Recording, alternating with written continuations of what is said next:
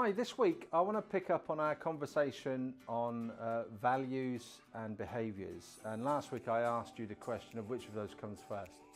And if you recall, I suggested that actually it's behaviours that come first. We see behaviours and experience behaviours before we would necessarily evoke or have someone internalise our values. Why is that?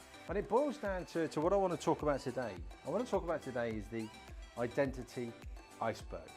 Now, you'll have heard of many different iceberg analogies, and the long and short of it is essentially what we have is 20% of the iceberg is what we can see above the surface, and that 80% is below the surface. And that is the same with each and every single one of us, that we don't really share our true personality in terms of who we are to everybody.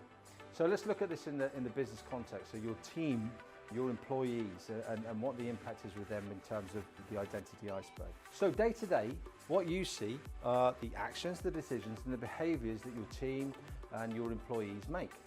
That's how they manifest in terms of who they are in your workplace. In all likelihood, you're not going to be seeing their true identity, or what is what I refer to as their natural identity, rather that you're going to be seeing some of their adapted behaviors.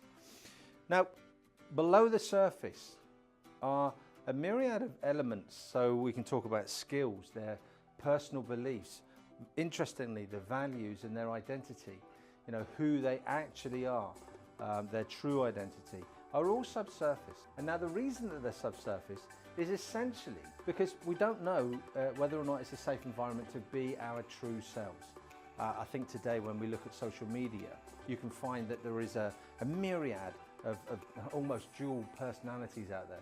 Who we profess to be in work isn't and doesn't necessarily reflect in our Facebook profile. And you'll have come across that probably on a number of occasions, maybe even when you're doing some research for recruiting. We have this focus in terms of what we see above the surface and what we see below. Now in your business, this is where the values and the behaviours can start to play its part. Because at the moment, if your focus isn't just in terms on a set of values that we have, the assumption is that the actions, the decisions, the behaviours that we see are going to be directly related to it.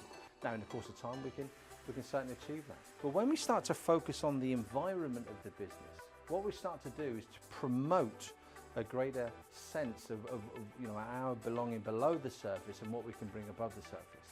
Have you ever come across one of your employees that suddenly, when the opportunity arises, you suddenly realise they've got some more skill sets than you first realised? But once we start to focus on who they are and their place within the organisation, and then start to focus on how we can shift towards an empowering environment, shift in the culture of the business, we can start to tap in and unlock that 80% of what you're not seeing about your team today. And that can be immensely exciting and really productive for the business as a whole. But in terms of just going back to the notion with regards to the values piece here and unlocking potential there, through a demonstration of the right behaviours in the business, what we can start to see is a strengthening in the confidence of your team and individuals. They will feel better that the appropriate behaviours that are being demonstrated allow them to actually internalise and actually encompass your values, building their confidence. It also impacts on their belief structures, their self-belief. The environment, the culture starts to really impact on their self-belief. And ultimately what that ends up doing in terms of the values in your business is actually strengthening them. Now I want to link all of this back to one of my former vlogs that I shared with you in terms of B times do equals have. So let's have a quick look at that and why this is really important as an understanding in your business for each of your team or your employees. Now essentially when we focus on the environment, when we focus on creating the opportunity for your team to actually take some of these values, their beliefs, their skill sets, their true identity, and start to show it above the surface. What we end up having to focus on there is in terms of the being side, who it is that we need to be up here. The interesting point on this is that when we're down here, this is then really starting to impact on the doing side. You know, in order to get more out of your team, you're able to create the environment and they're going to do better.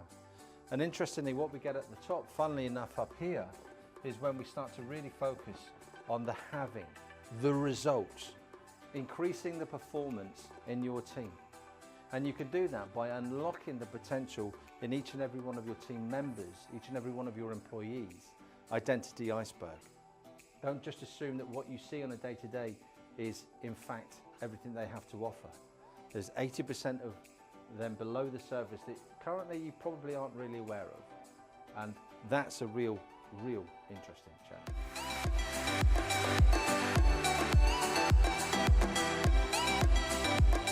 Like it.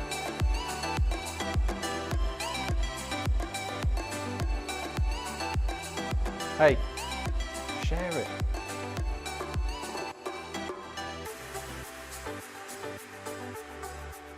And subscribe.